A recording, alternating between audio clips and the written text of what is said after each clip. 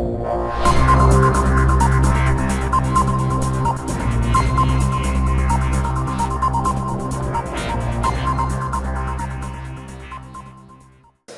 noches a todos. Como decíamos ayer, yo al menos lo vuelvo a repetir, en realidad normalmente suelo dar las charlas después de charlas, digamos, de insumos, si uno estaba escuchando la chinche, la oruga, una cosa y la otra, y para mí es medio chino básico, ¿no? Yo, mi información es medio económica, así que no entiendo demasiado. Y esto obviamente se muestra como algo realmente muy atractivo, ¿no? Casi diría yo como un ejemplo, ¿no?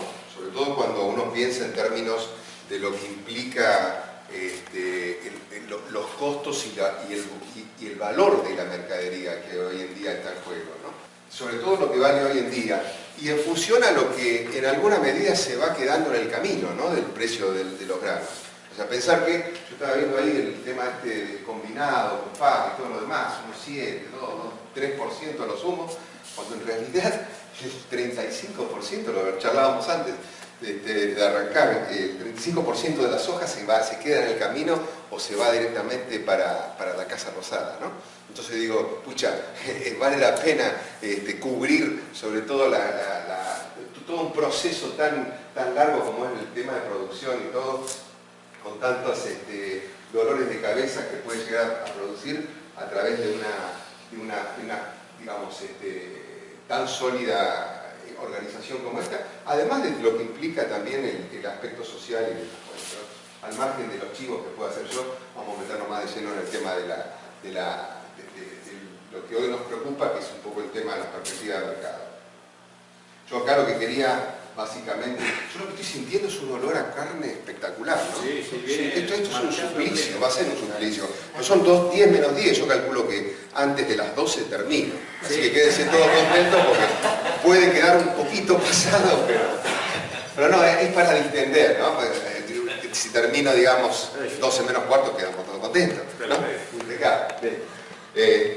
Bueno, ¿qué pasa y qué hacer? O sea, uno siempre hace esas dos preguntas básicamente. Primero, ¿qué es lo que está pasando en el mercado? Porque en definitiva que hay un montón de variables que están dando vuelta y que están básicamente centradas en esto que yo pongo, y lo pongo en colorado porque en realidad es un poco lo que vamos a desarrollar a lo largo de esta charla, que son los aspectos fundamentales del mercado. ¿Qué son los aspectos fundamentales?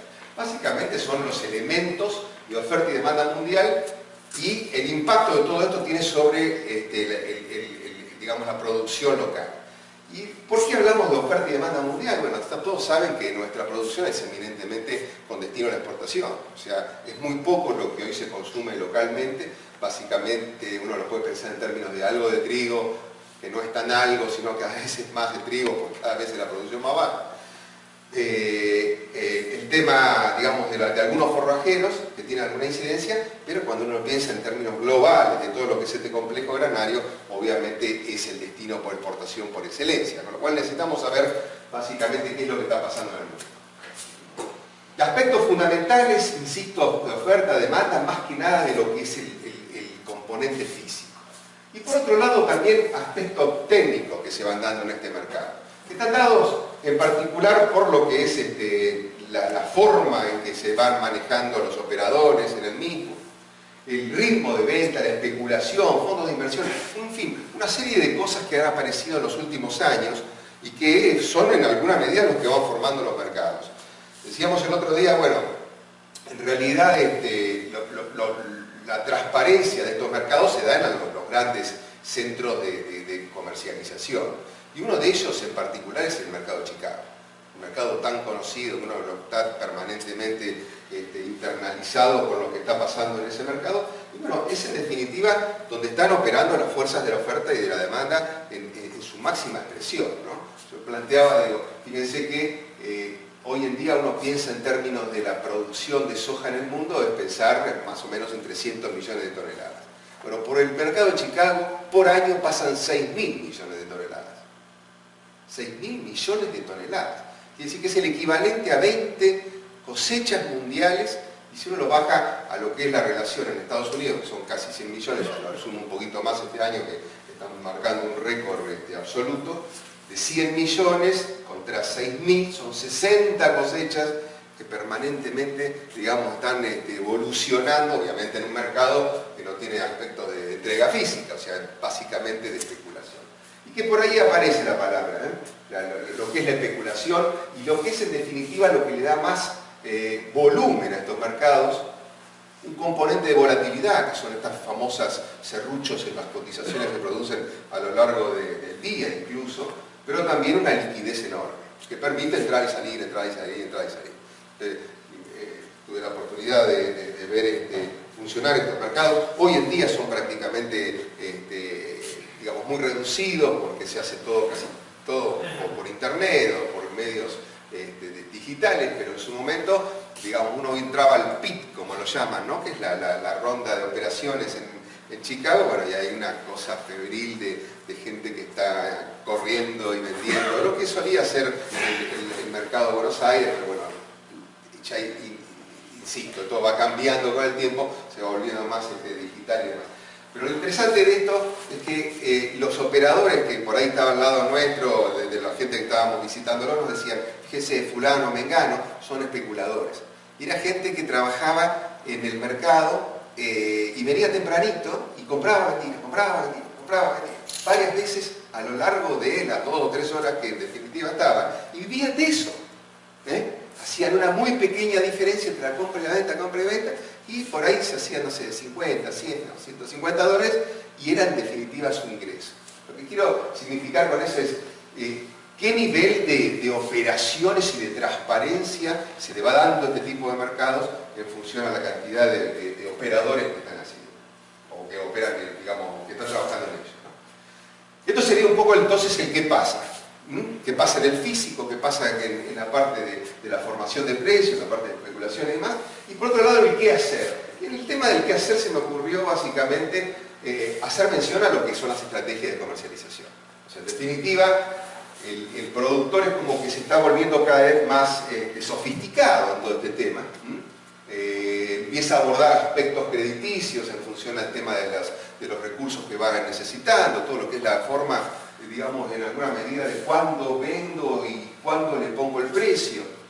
Crediticios cuando estoy pensando en el tema canje, que es algo que se está en realidad desarrollando mucho en el último tiempo. Fíjense que de pronto empresas importantes, estoy pensando, no sé, de pronto una semillería y digamos, genética como es Monsanto, hoy en día gran parte de sus ventas la están canalizando a través de los canjes. Están prácticamente generando entre 2 y 3 millones de toneladas vía canje, lo cual obviamente le ha dado una dinámica a este tipo de mercados totalmente distinta.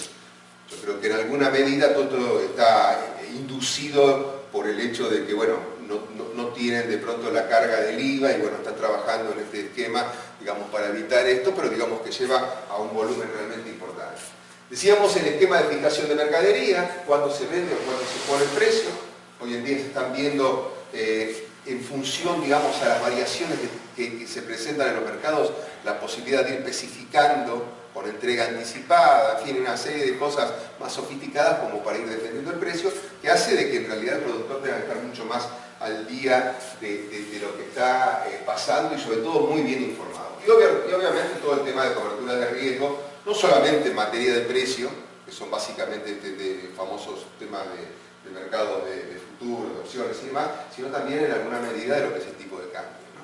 O sea, con este famoso fantasma que ya lo vivimos en enero de las devaluaciones y las expectativas, que en alguna medida se traducen, después lo vamos a ver en particular en cada uno de los productos, en la decisión de la venta que tienen los productores.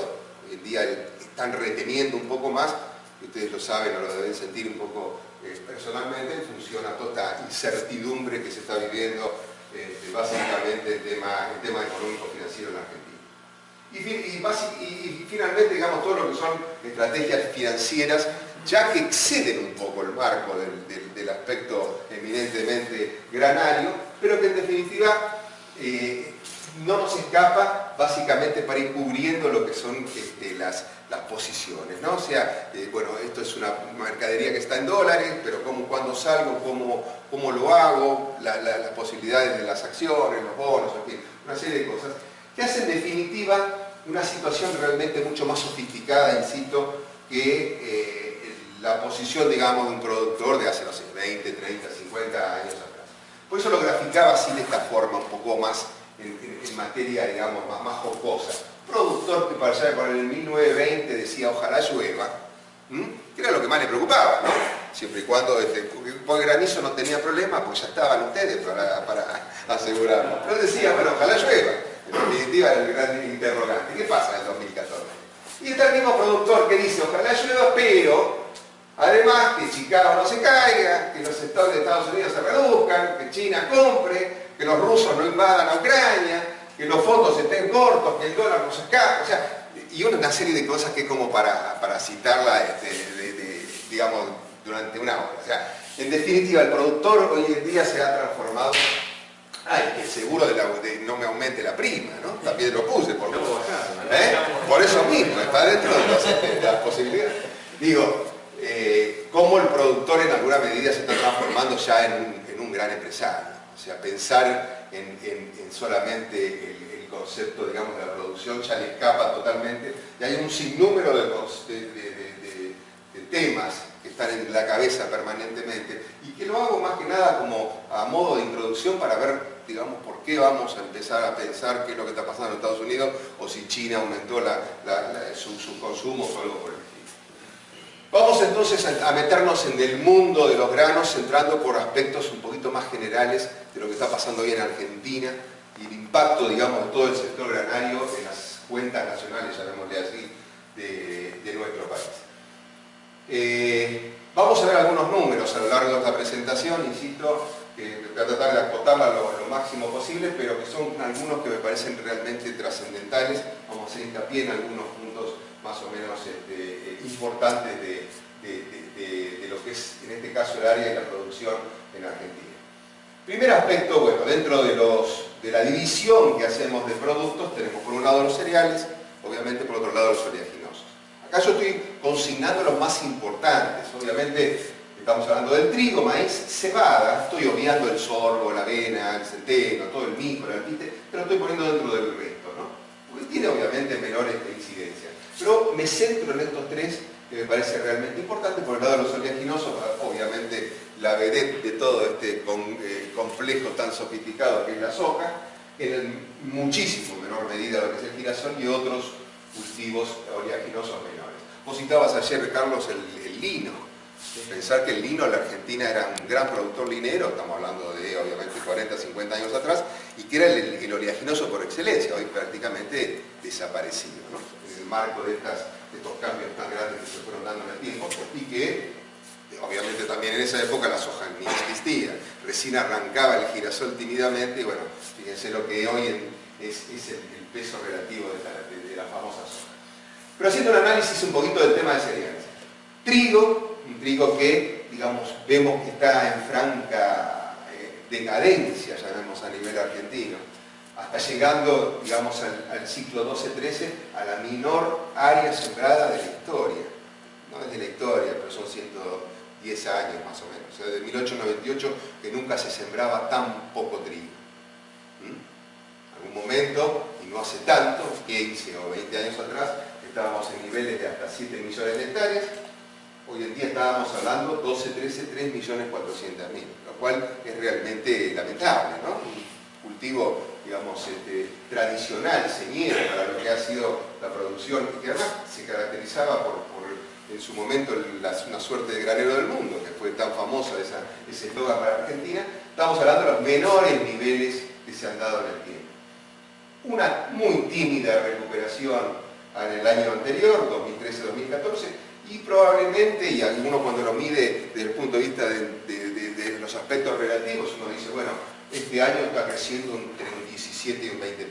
No es nada. ¿Por qué? Porque estamos partiendo de la nada, estamos partiendo de niveles realmente muy bajos, con lo cual de 3.600.000 a 4.200.000 parecería algo realmente muy bajo y todavía muy lejos de los promedios de trigo en la Argentina. Si uno hiciera un promedio de los últimos 2 décadas, nos está dando más o menos entre 5.600.000 y 5.700.000 hectáreas de trigo. Estamos hablando de casi 2,5 millones por debajo, o 1,5 millones, casi 2 millones, depende de cuando uno lo tome, ¿no? O sea, un cultivo que parecería que está más en desaparición que otra cosa.